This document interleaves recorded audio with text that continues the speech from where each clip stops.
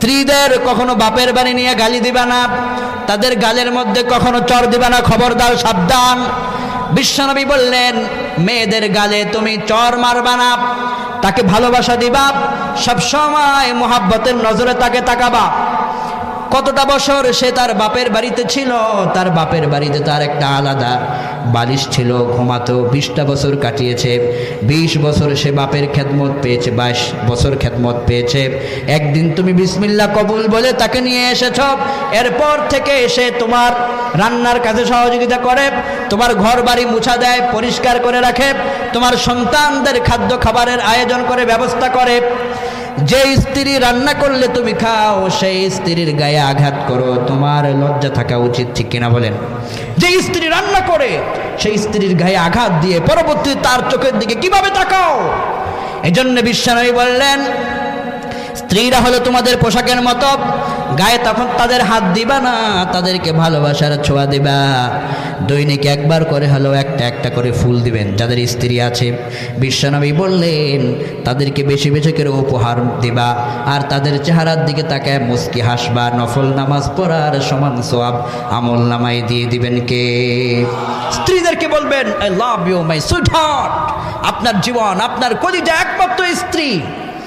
স্ত্রীকে আপনি বারবার আই লাভ ইউ বলবেন, কিন্তু ফেসবুকের মেসেঞ্জারের ভিতরে যাকে চিনে না ওই জিএফ নামের কলঙ্কিনীকে বারবার আই লাভ ইউ কয়। যুবকেরা এরকম আছে না নাই? স্ত্রীকে বলতে শরম লাগে, আরেকজনকে বললে ভালো লাগে, এরকম আছে না নাই? হ্যাঁ যুবক, বিয়ে করেছ, স্ত্রীকে গুরুত্ব দাও। অনেক সময় দেখা যায় দুইজনে একসাথে শুয়ে আছে, স্ত্রীও মোবাইল নিয়ে ব্যস্ত, স্বামীও মোবাইল নিয়ে ব্যস্ত, রাত 12টা 1টা বেজে গেছে, খবর নাই, আছে না নাই? না, স্ত্রী স্বামী একসাথে যখন থেকেছ একে অপরের সঙ্গে আলাপ করবা।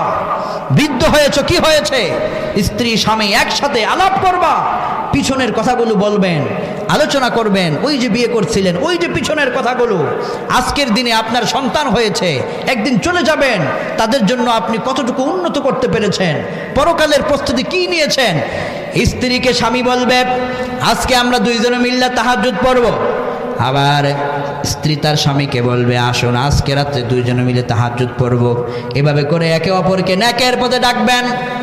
আপনার স্ত্রী যদি অন্য মহিলার সঙ্গে ঝগড়া লেগে যায়, আপনি স্বামী হিসেবে ও ঝগড়া থেকে তাকে ফিরিয়ে রাখবেন।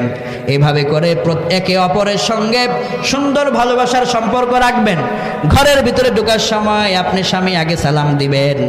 আগে সালাম মারলে আপনার স্ত্রী যেটা খুশি হবে, ওই যে ঘরের ভিতরে হাজারো কষ্ট করেছে সকল কষ্ট আল্লাহ তার দূর করে দিবে। বিশ্বনবী সাল্লাল্লাহু আলাইহি ওয়াসাল্লাম যখন ঘরে প্রবেশ করতেন, আয়েশা রাদিয়াল্লাহু আনহা কাজে ব্যস্ত থাকতেন। নবীজি পিছন দিক দিয়া হযরত আয়েশাকে তিনি ধরতেন, ছোঁয়া মারতেন আর দোয়া করতেন। এইভাবে করে কাপড় দিয়া কপালের এই ঘামগুলোকে মুছে দিতেন আর বলতেন আয়েশা, আমি দিনের দাওয়াতের কাজে সংসারে তোমাকে সাহায্য করতে পারি নাই, অনেক কষ্ট করেছ। হযরত আয়েশা বলতেন আমার বিশ্বনবীজি আমার স্বামী যখন ঘরে প্রবেশ করে আমাকে যখন বলতেন আয়েশা তুমি সংসারের জন্য অনেক কষ্ট করেছো, এটা বলা মাত্রই আমার সংসারের সকল কষ্ট দুঃখগুলো আমার মন থেকে মুছে যায়। আপনার স্ত্রীর পাশে এসে আপনি এটা বলবেন যে তুমি আমার সংসারের জন্য অনেক কষ্ট করো, তাকে আপনি এইভাবে করে শক্তি যোগাবেন, প্রেরণা দিবেন। বিশ্বনবী বললেন স্ত্রী স্বামীকে সালাম দিবে, স্বামী তার স্ত্রীকে সালাম দিবে। ঘরে যখন প্রবেশ করেছেন আপনার স্ত্রী দরজা খুলেছে, আপনি আগে সালাম দিবেন। এতদিন দেন নাই, আজকে গিয়া হলেও সালাম দিবেন। পারবেন তো ইনশাআল্লাহ? বিশ্বনবী বললেন আবু দাউদের বর্ণনায় আন আব্দুল্লাহ ইবনে সালাম রাদিয়াল্লাহু আনহু قال قال رسول الله صلى الله عليه وسلم افشوا السلام واطعموا الطعام وصلوا بالليل والناس نيام تدخلوا الجنة بسلام। ঘরের ভিতরে প্রবেশ হোক, রাস্তায় হোক, যেখানে হোক, আগে সালাম মারবেন। 2 নম্বরে মানুষদেরকে সামর্থ্য মোতাবেক খাদ্য খাওয়াবেন। 3 নম্বরে যখন মানুষগুলো ঘুমিয়ে যায় ওয়াসাল্লু বিল্লাইল ওয়ান নাসু নিয়াম, মানুষ যখন ঘুমিয়ে যায় তখন অন্তত 2 রাকাত হলেও তাহাজ্জুদের সালাত আদায় করবেন। রাতে সবাই ঘুমিয়ে আছে, আপনার স্ত্রীকে নিয়ে দুইজনে মিলে সালাত আদায় করবেন, সবার জন্য দোয়া করবেন। ছেলেটা বিদেশের বাড়িতে চলে গেছে, কষ্টে আছে, দোয়া করবেন। এভাবে করে নিজের কথাগুলো আল্লাহর কাছে খুলে বলবেন। বিশ্বনবী বলেছেন তাদখুলুল জান্নাতা বিসালাম। 1 নম্বরে যে বেশি সালাম দিবে, 2 নম্বরে যে মানুষকে খাদ্য খাওয়াবে, 3 নম্বরে যে তাহাজ্জুদ পড়বে, এই মানুষটা যেদিন মারা যাবে তাদখুলুল জান্নাতা বিসালাম, জান্নাতের সবগুলো দরজা তার জন্য খোলা হয়ে যাবে।